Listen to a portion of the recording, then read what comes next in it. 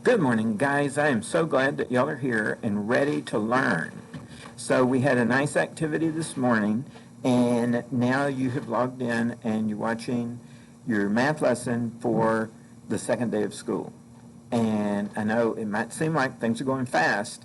Things are going to continue to go fast, but I know that you guys can do it. Okay? So we're going to make sure that everybody's on track and understanding what we're doing.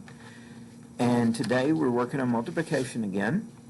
So we are going to work on solving multiplication problems using partial products. Similar to what we did yesterday, we're going to be doing a little bit bigger numbers today. Okay? And then when we get good at that, we're going to go on and use even bigger numbers. Okay? Fourth grade, big numbers, right? Okay. So our goal is to work on a partial product strategy where we are going to break apart the numbers to make easier multiplication equations. Kind of like what we did yesterday. Okay?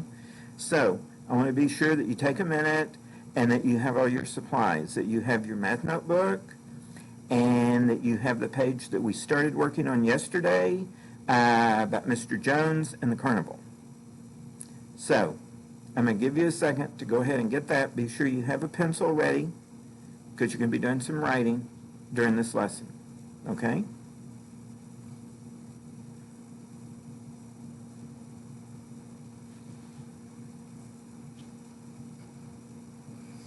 So we're going to be looking at problem number 2 about Mr. Jones and the carnival. So I'm going to go ahead and pull that up now.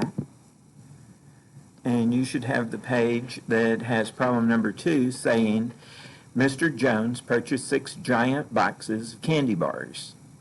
There are 144 candy bars in each giant box. How many candy bars did Mr. Jones purchase? The first thing I want you to do, think about the problem, visualize what's happening in the problem, visualize these 6 giant boxes. Each one has 144 candy bars in it. What I want you to write on your paper is an equation that matches the problem. So go ahead, write an equation that matches the problem. If you want to pause the video, write your equation, and then come back to the video. Okay? Excellent. So you've written down an equation. Let's see if we both got the same equation. So my equation, I'm going to use 6 times 144. 6 times 144 for my equation. Okay? Excellent. I bet that's what y'all wrote down also. So we're going to use the open array strategy, which is like what we did on the grid paper yesterday. Only we're not going to use the grid paper. We're just going to use the white paper. And we're going to draw an open array, and we're going to try to make it proportional. When I say proportional, I mean we want it to look like the problem. Okay? So 6 is a small number, so I'm just going to do a little short line, and then I'm going to draw a really super long line over, because 144 is a much larger number than 6. Correct? So I'm going to put my 6 here, and then across the top is 144. What I want you to do, draw what I've drawn, and then I want you to think about 144. How can we decompose or break that number apart so that we have manageable chunks to write some equations and start solving this problem? So if you want to pause the video and work on breaking up the 144, then come back to the video and we'll see if we did it the same way. Okay? Okay. Now that you've broken up 144, I'm going to go ahead and break up 144. And I think I'm going to do the 100 because I think I can handle 100 times 6. So let's put that about right there. And I'm going to write my 100 right up here. And I'm going to put a little plus here so I remember that I'm adding these numbers together across the top. And then the 44, I'm not sure I could do 44 times 6, but I think I can do 40 times 6. So I'm going to put a 40 here. And then what does that leave? Right, that leaves a 4. So I put the 4 up here. There we have it. Now we're ready to write equations in our boxes and then start solving them. So what I would like for you to try is pause the video and see if you can write the equations in the boxes. And then come back and we'll start solving this problem together. Okay? Great. So I'm going to go ahead and write the equations, and I bet we get the same equations. This is going to be 6 times 100. That's a terrible 0.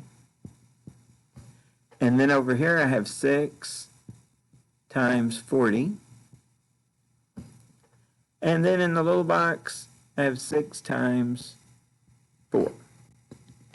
So 6 times 100, that's 6 groups of 100.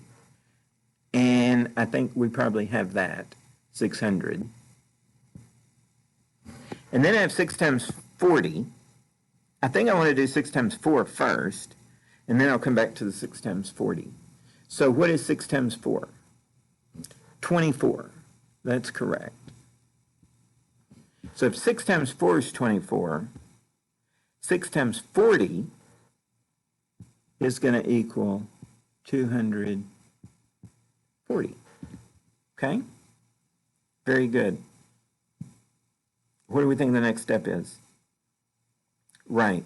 We're going to add, these are partial products. We're going to add them together. Hence the name of the strategy we're working on, multiplication using partial products. So we have our 600 plus 240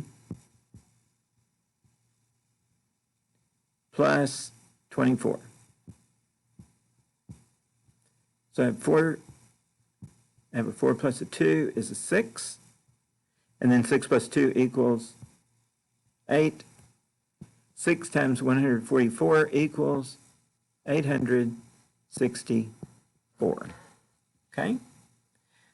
So, even if you didn't get exactly the same thing, we're still learning.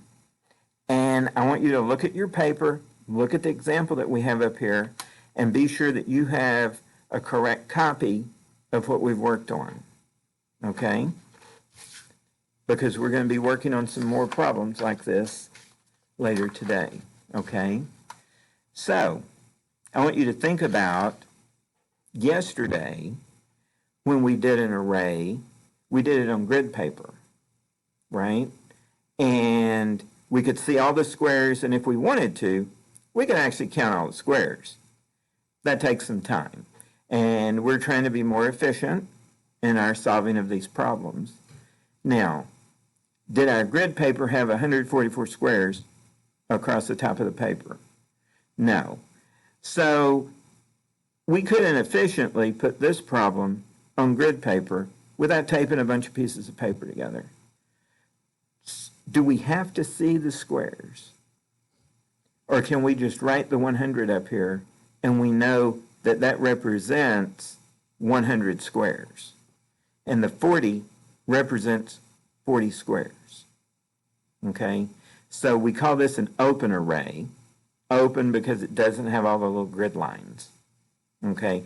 It's just a little bit more efficient than doing it with the grid paper. Okay?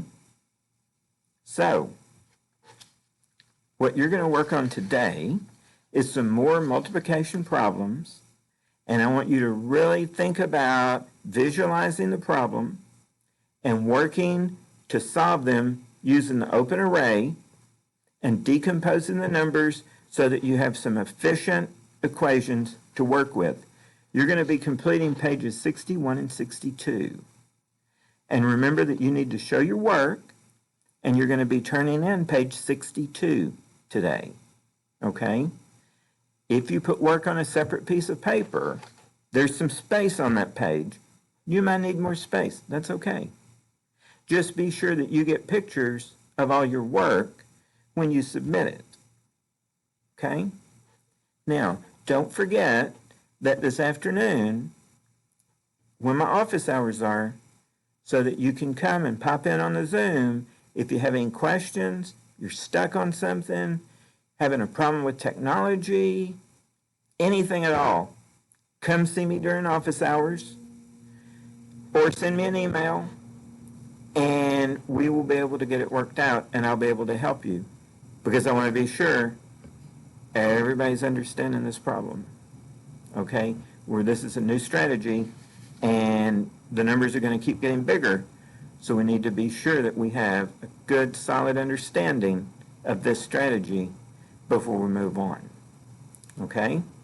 So, I will see you later today, and I will see you again in the morning on our Zoom call. Y'all have a great day.